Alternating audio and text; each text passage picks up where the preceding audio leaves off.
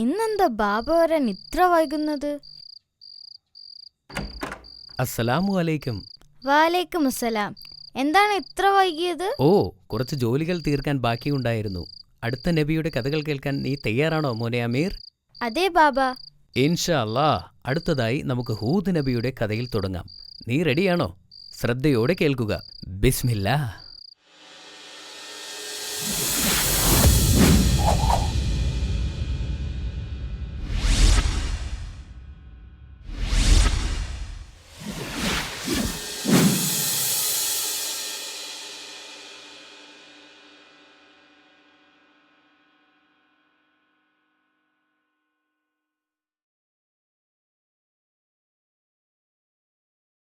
ഒരു മഹാപ്രളയത്തിന് ശേഷം നൂഹ് നബി അലൈഹിസ്സലാമിൻ്റെ പിൻഗാമികൾ ഭൂമിയിൽ വർദ്ധിച്ചു. നൂഹ് നബിക്ക് ധാരാളം പുത്രന്മാരുണ്ടായിരുന്നു. അതിൽ കൂടുതൽ പേരക്കുട്ടികളുണ്ടായിരുന്നു. അതിനാൽ തന്നെ ഭൂമിയിലെ ജനസംഖ്യ അതിവേഗം വളർന്നുകൊണ്ടേയിരുന്നു.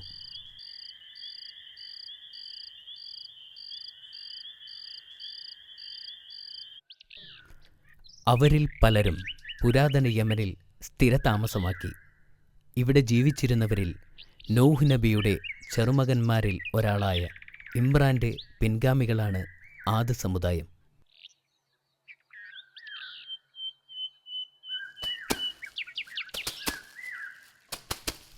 ആദ് സമുദായം സമ്പന്നരായിത്തീർന്നു. അവരുടെ കഴിവുകൾ പ്രകടിപ്പിക്കാൻ അവർ സമീപമുള്ള എല്ലാ മലമുകളിലുമായി വലിയ ഗോപുരങ്ങളെ പ്രതിഷ്ഠിച്ചു. അവരുടെ കഴിവിൽ ആദ് സമുദായം അഭിമാനിച്ചിരുന്നു. ആദ്യം അവരെല്ലാം നല്ല ഈമാനുള്ള മുസ്ലിം ആയിരുന്നു. അവർ അള്ളാഹുവിനോട് പ്രാർത്ഥിച്ചിരുന്നു.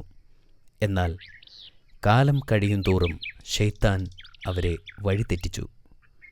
അവർ അള്ളാഹുവിൻ്റെ മുന്നറിയിപ്പുകളെ അവഗണിച്ച് വിഗ്രഹങ്ങളെ ആരാധിക്കുകയും മോശമായ വഴികളിലൂടെ കടന്നു പോവുകയും ചെയ്തു.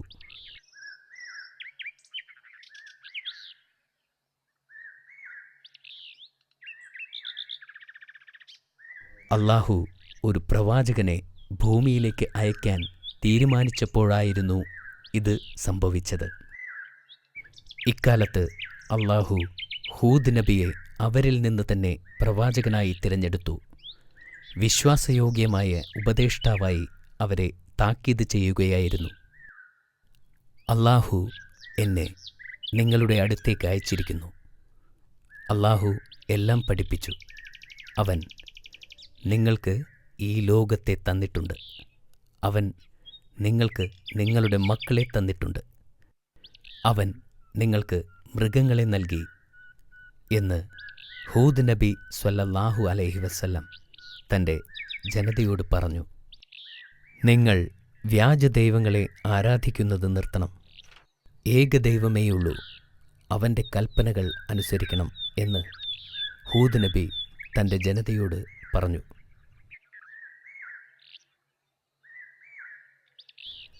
എന്നാൽ ആദ് സമുദായം ചോദിച്ചു, നീ ഞങ്ങളെ ഉപദേശിക്കുന്നതെന്തിനാണ്? അവർ പ്രവാചകനെ ധിക്കരിച്ചു.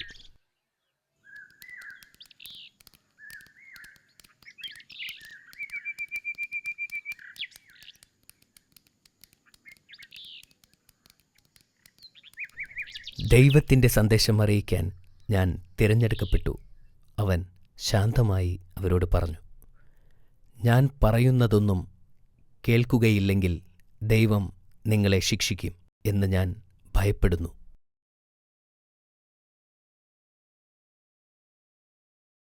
അദ്ദേഹത്തിൻ്റെ വാക്കുകൾ അവർ ചെവിക്കൊണ്ടില്ല. അവർ പറഞ്ഞു, നിങ്ങൾ ഒരു നുണയനാണ്. ഞങ്ങൾ നുണയൻ്റെ വാക്കുകളെ ശ്രദ്ധിക്കേണ്ടതില്ല. പ്രവാചകൻ പറഞ്ഞു, ഞാൻ കള്ളം പറയുന്നവനല്ല. ആദ് സമുദായം പറഞ്ഞു, നീ സത്യവാനാണെങ്കിൽ നീ പറയുന്നത് സത്യമാണെന്ന് തെളിയിച്ചു കാണിക്കേ. അള്ളാഹുവിൻ്റെ ശിക്ഷ ഞങ്ങളിലേക്ക് ഇറങ്ങുന്നത് കാണിക്കേ. ഹൂദ് നബിക്ക് ഇത് കേട്ടപ്പോൾ ദുഃഖവും നിരാശയുമായിരുന്നു. ഞാൻ ഒരു നുണയനല്ല, ഞാൻ ദൈവത്തിൻ്റെ പ്രവാചകനാണ്. അവൻ അവരോട് ആത്മാർത്ഥമായി പറഞ്ഞു. എന്നാൽ ആരും അവനിൽ വിശ്വസിച്ചില്ല. വ്യത്യസ്ത ആളുകളോട് പ്രസംഗിക്കാൻ പ്രവാചകൻ ശ്രമിച്ചു. പ്രവാചകൻ അവരോട് ചോദിച്ചു, അല്ലാഹു നിങ്ങൾക്ക് നിങ്ങളുടെ അധീനത നൽകിത്തന്നത് ഓർക്കുക. അവനാണ് എൻ്റെ രക്ഷിതാവും നിങ്ങളുടെ രക്ഷിതാവും. അതിനാൽ അവനെ നിങ്ങൾ വിശ്വസിക്കുക. ഞാൻ നേരത്തെ നിങ്ങൾക്ക് മുന്നറിയിപ്പ് നൽകിയിട്ടുണ്ട്. നിങ്ങൾ അല്ലാഹുവിനെ അനുസരിക്കാതിരുന്നാൽ അവൻ നിങ്ങളുടെ സ്ഥാനത്ത് മറ്റൊരു ജനതയെ തിരഞ്ഞെടുക്കും. എന്നാൽ ആദ് സമുദായത്തിൻ്റെ മൂപ്പന്മാർ നബിയെ തള്ളിപ്പറഞ്ഞു. അടുത്ത ദിവസങ്ങളിൽ ആ പ്രദേശത്തെ ഒരു വരൾച്ച വ്യാപിച്ചു. സൂര്യൻ്റെ ചൂടേറ്റ് മരുഭൂമിയിലെ മണൽത്തരികൾ ഉണങ്ങി. എന്നിട്ടും ജനങ്ങൾ വിഗ്രഹങ്ങളെ ആരാധിച്ചുകൊണ്ടിരുന്നു. എന്നാൽ വരൾച്ച 3 വർഷങ്ങൾ നീണ്ടുനിന്നു.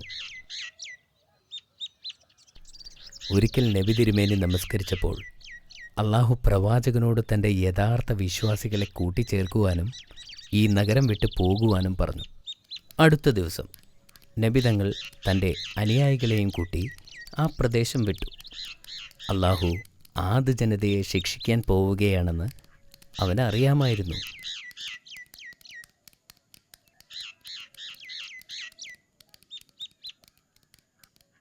അധികം താമസിയാതെ ആദ് ജനത്തിൻ്റെ മേൽ ആകാശത്ത് ഒരു കറുത്ത മേഘം പ്രത്യക്ഷപ്പെട്ടു. ആ മേഘമയച്ചത് അല്ലാഹുവാണെന്ന് അവിശ്വാസികൾ അറിഞ്ഞില്ല. വരണ്ട ചൂടുള്ളതും കനത്തതുമായ കാലാവസ്ഥ പെട്ടെന്ന് മാറി. പകലും രാത്രിയും കാറ്റ് വർദ്ധിച്ചു. വലിയ മരങ്ങളും കൂടാരങ്ങളും നശിച്ചു. കാറ്റുകൊണ്ട് തണുത്തുറഞ്ഞ കാലാവസ്ഥ. പുരുഷന്മാരും സ്ത്രീകളും എല്ലാവരും പേടിച്ചു.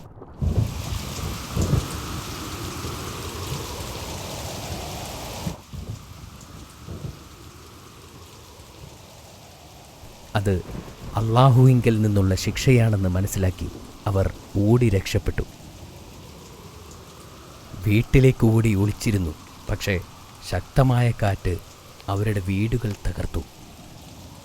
ജനങ്ങൾ അവർ കെട്ടിപ്പടുത്ത വലിയ കെട്ടിടത്തിൻ്റെ അടിവാരത്തിൽ ഒളിച്ചിരുന്നു. എന്നാൽ കാറ്റ് വളരെ ശക്തമായിരുന്നു. കെട്ടിടങ്ങൾ തകർന്നു വീണു. അവിശ്വാസികൾ അതിനിടയിൽപ്പെട്ട് മരിച്ചു.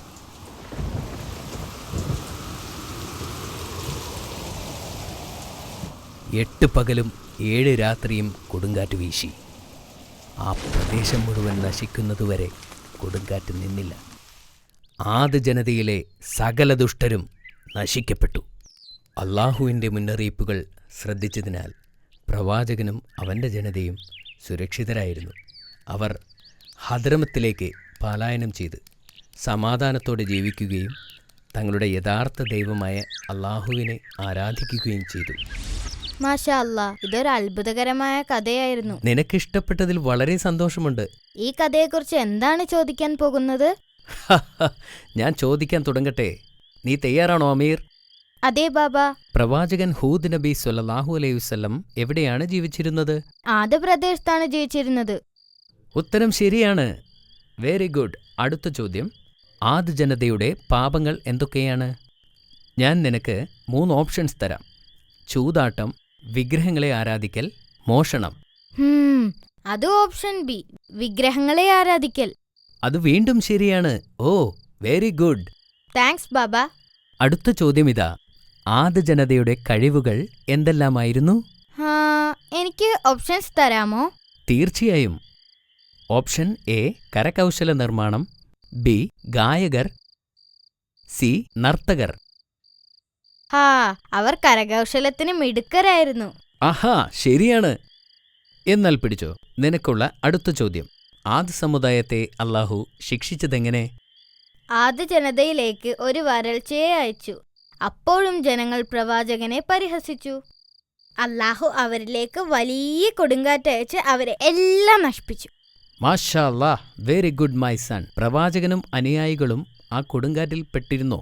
ഇല്ല, നബിക്കും അനുയായികൾക്കും അപകടമൊന്നും സംഭവിച്ചില്ല. ഉത്തരം ശരിയാണ്.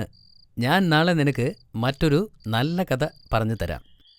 ബാബ നാളെ ആരുടെ കഥയാണ് പറയാൻ പോകുന്നത്? ഇൻഷാ അല്ലാഹ്, നാളെ ഞാൻ നിനക്ക് സ്വാലിഹ് നബി അലൈഹിസ്സലാമിന്റെ കഥ പറഞ്ഞു തരാം. സ്വാലിഹ് നബി അലൈഹിസ്സലാമിന്റെയോ? അതെ അമീർ. ആദനാശത്തിനു ശേഷം തമൂത്തിന്റെ ഗോത്രക്കാർ അവരെ പിന്തുടർന്നു. അവരിൽ ഈ പ്രവാചകൻ ജീവിച്ചിരുന്ന കാലമായിരുന്നു അത്. അത് വളരെ രസകരമായ ഒന്നാണ്. ഞാൻ വളരെ ആവേശത്തിലാണ്. ശരി, നീ ഇപ്പോൾ ഉറങ്ങാൻ പോവുക. Good night. Good night.